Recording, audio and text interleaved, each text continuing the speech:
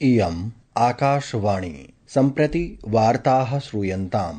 प्रवाचकः पुनीतत्रिपाठी।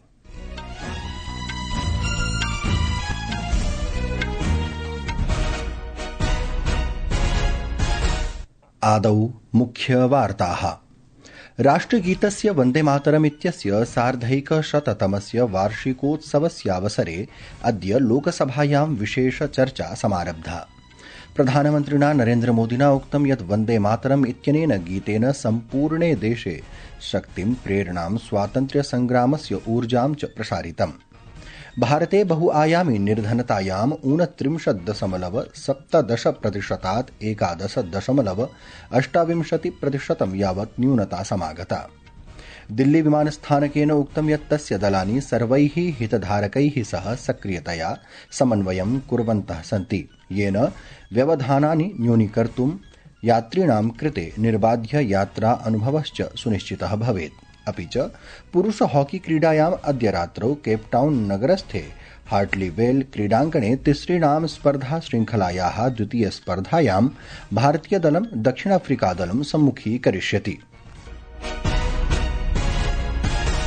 अथ वार्ताः विस्तरेण। राष्ट्रगीतस्य वन्दे मातरम् इत्यस्य सार्धैकशततमस्य वार्षिकोत्सवस्यावसरे अद्य लोकसभायां विशेषचर्चा समारब्धा। राष्ट्रगीतं 75+1800तमे वर्षे बंकिमचन्द्र चटर्जी वर्येण लिखितमासीत्। चर्चायाः आरम्भं कुर्वन् प्रधानमन्त्रिणा नरेन्द्रमोदिना उक्तं यत् वन्दे मातरं गीतस्य मन्त्रः सम्पूर्णे देशे शक्तिं, प्रेरणां, स्वातन्त्र्यसङ्ग्रामस्य ऊर्जां च प्रददात्। सः अवदत् यत् राष्ट्रगीतं स्वातन्त्र्ययोद्धॄणां कल्पितं स्वप्नं पूरयितुं जनान् निरन्तरं प्रेरयति। सः अवदत् यत् अद्य पवित्रस्य वन्दे मातरम् इत्यस्य स्मरणं सभायाः सर्वेभ्यः सदस्येभ्यः राष्ट्रस्य जनानां कृते च महान् विशेषाधिकारः अस्ति। सः अवदत् यत् वन्दे मातरं न केवलं राजनैतिक स्वतन्त्रतायाः मन्त्रः अपितु भारतमातुः उपनिवेशवादस्य बन्धनात् मुक्तेः पवित्रः युद्धघोषः आसीत्। हमारे जांबाज सपूत बिना किसी डर के फांसी के तख्त पर चढ़ते थे और आखिरी सांस तक वंदे मातरम, वंदे मातरम, वंदे मातरम, यही उनका भाव घोष रहता था। खुदीराम बोस, मदनलाल ढींगरा, राम प्रसाद बिस्मल, अशफाक उल्लाह खान, रोशन सिंह, राजेंद्र नाथ लाहिड़ी, रामकृष्ण बिस्वास, अनगिनत जिन्होंने वंदे मातरम कहते कहते फांसी के फंदे को अपने गले पर लगाया था। श्री मोदी अवदत् यत् अस्य गीतस्य सार्धैकशततमः वार्षिकोत्सवः तस्य ऐतिहासिकस्य अध्यायस्य, तस्य वैभवस्य च पुनरुत्थानं कर्तुम् अवसरं प्रददाति। सः अवदत् यत् भारतस्य स्वातन्त्र्यसङ्ग्रामे राष्ट्रगीतं महत्वपूर्णां भूमिकां निर्वहदिति। यही वंदे मातरम है जिसने 1947 में देश को आजादी दिलाई। स्वतंत्रता संग्राम का भावात्मक नेतृत्व इस वंदे मातरम के जयघोष में था। वन्दे मातरं गीतस्य विरुद्धं मुस्लिम लीग दलस्य राजनीतिः 37-ऊनविंशतितमे वर्षे गतिम् अवाप्नोत् इति प्रधानमन्त्रिणा उक्तम्। श्रीमोदी वन्दे मातरं विषये कृतसन्ध्यै कांग्रेस दलस्य निन्दाम् अकरोत्। सः आरोपितवान् यत् राष्ट्रगीतस्य विषये कांग्रेस दलेन मुस्लिम लीग दलस्य पक्षम् अवलम्बितम्। प्रधानमन्त्री अवदत् यत् मोहम्मद अली जिन्ना तस्य विरुद्धम् उद्घोषं कृतवान्, तथा च तत्कालीन कांग्रेस दलस्य प्रमुखः जवाहरलाल नेहरू वर्यः जिन्नायाः निन्दाम् अतिरिच्य जिन्ना इत्यनेन कृत विरोध प्रदर्शनस्य केवलं 5 दिनानन्तरम् एव वन्दे मातरम् इति गीतस्य निरीक्षणम् आरब्धवान्। प्रधानमन्त्रिणा मोदिना स्मृता यदा वन्दे मातरं गीतस्य 100वार्षिकमासीत् तदा आपत्कालेन देशः कम्पितः आसीत्।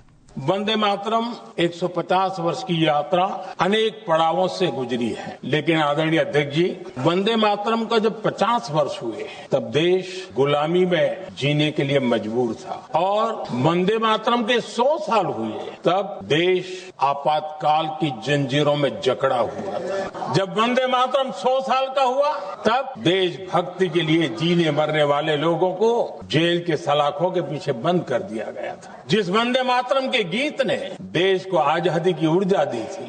चर्चायां भागम् अगृह्णन् कांग्रेस दलस्य सांसदः गौरव गोगोई अवदत् यत् बंगालस्य अनेके लेखकाः कवयश्च गीतानि लिखितवन्तः, येन स्वातन्त्र्य आन्दोलने बहवः जनाः प्रेरिताः अभवन्।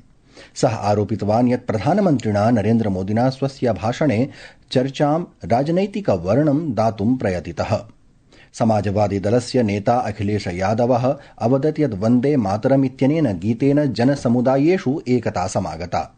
सः अवदत् यत् वन्दे मातरम् इत्यस्य भावः साम्प्रदायिक राजनीतेः निराकरणाय आसीदिति। टीएमसी दलस्य काकोली घोष दस्तिदारः अवदत् यत् वन्दे मातरं प्रत्येकस्य भारतीयस्य हृदये दृढनिश्चयस्य चेतनायाः च सृजनात्मक प्रेरणा अस्ति। पूर्वं लोकसभायाः अध्यक्षः ओम बिरला वर्यः अवदत् यत् सभायां बंकिम चन्द्र चटर्जी इत्यनेन लिखितस्य राष्ट्रगीतस्य वन्दे मातरम् इत्यस्य चर्चा प्रचलति। सः अवदत् यत् भारतम् औपनिवेशिक उत्पीडनस्य विरुद्धं युद्धस्य कठिनसमये राष्ट्रगीतेन आशायाः प्रकाशः प्रदत्तः। प्रियाः श्रोतारः, संस्कृतवार्तायाः संस्करणमिदम् इदानीम् आकाशवाणीतः प्रसार्यते। सममेव अयं कार्यक्रमः आकाशवाण्याः अन्तर्जालपटले www.newsonair.gov.in इत्यत्र अथ न्यूज़ ऑन एआईआर चलदूरभाषीय तन्त्रांशे अपि उपलब्धो भविष्यति। भारते बहुआयामी निर्धनतायां 13,214,2000 वर्षे 39.17% 22,223,2000 वर्षे 11.28% यावत् न्यूनता समागता। लोकसभायाम् एकस्य प्रश्नस्य प्रत्युत्तरे वित्तराज्यमन्त्री पंकजः चौधरी उक्तवान् यत् अस्मिन् काले प्रायः 24.8 कोटि जनाः निर्धन वर्गात् बहिः समागताः। देहली विमानस्थानकेन सूचितं यत् विमानस्थानकस्य कार्याणि सुगमतया प्रचलन्ति, यद्यपि कतिपयानि विमानयानानि परिचालनकारणात् पुनर्निर्धारितानि निरस्तानि च भवितुं शक्नुवन्ति। अद्य प्रसारितायां यात्री परामर्शपत्रे दिल्ली विमानस्थानकेन उक्तं यत् तस्य दलानि सर्वैः हितधारकैः सह सक्रियतया समन्वितं कुर्वन्तः सन्ति, येन व्यवधानानि न्यूनीकर्तुं यात्रिणां कृते निर्बाध यात्रानुभवश्च सुनिश्चितः भवेत्। अल्पसंख्यक कार्याणां राज्यमन्त्री जॉर्ज कुरियन इत्यनेन राज्यसभायां निगदितं यत् प्रशासनेन सिख समुदायेन सहैव अल्पसंख्यक समुदायानां कल्याणार्थं नैकाः योजनाः कार्यान्विताः। अनुपूरक प्रश्नस्य प्रत्युत्तरे मन्त्री अवदत् यत् अल्पसंख्यक कार्य मन्त्रालयः अल्पसंख्यक प्रधानक्षेत्रेषु शिक्षा, स्वास्थ्यं, कौशलं, महिला शक्तिकरणम् इत्यादिषु क्षेत्रेषु विशेष ध्यानं दत्त्वा प्रधानमन्त्री जन विकास कार्यक्रमस्य कार्यान्वयनं कुर्वन्नस्ति। संयुक्तराज्यामेरिका देशस्य राजनैतिक कार्याणां राज्य उपसचिवः एलिसन हुकर इत्येषः अद्य नवदिल्ल्यां सम्प्राप्तवान्। अमेरिकीय दूतावासेन एकस्मिन् वक्तव्ये सूचितं यत् अस्याः यात्रायाः केन्द्रबिन्दुः यूएस इंडिया व्यूहात्मक सहभागित्वं, आर्थिकं वाणिज्यिकं च सम्बन्धान् सुदृढं कर्तुम्, अमेरिकीय निर्यातं वर्धयितुं च अस्ति। थाईलैंड कंबोडिया देशयोः सीमायां संघर्षः वर्धितः। रॉयल थाई सेनया कंबोडिया देशस्य उपरि गुलिकाप्रहारस्य आरोपः आरोपितः। आक्रमणे एकः सैनिकः मृतः, अन्ये 8 सैनिकाः च व्रणिताः। एकस्मिन् वक्तव्ये कंबोडिया देशस्य रक्षामन्त्रालयेन उक्तं यत् आक्रमणं थाईलैंड देशेन प्रारब्धम्। देशेन प्रतिकारः न कृतः, तत्क्षणमेव शत्रुता विरामाय आग्रहश्च कृतः। पुरुष हॉकी क्रीडायाम् अद्य केप टाउन नगरस्थे हार्डलीवेल क्रीडाङ्गणे तिसृणां स्पर्धा श्रृङ्खलायाः द्वितीय स्पर्धायां भारतीयदलं दक्षिणाफ्रिकादलं सम्मुखीकरिष्यति। भारतीय समयानुसारं रात्रौ 10:30 स्पर्धायाः आरम्भः भविष्यति इति वार्ताः।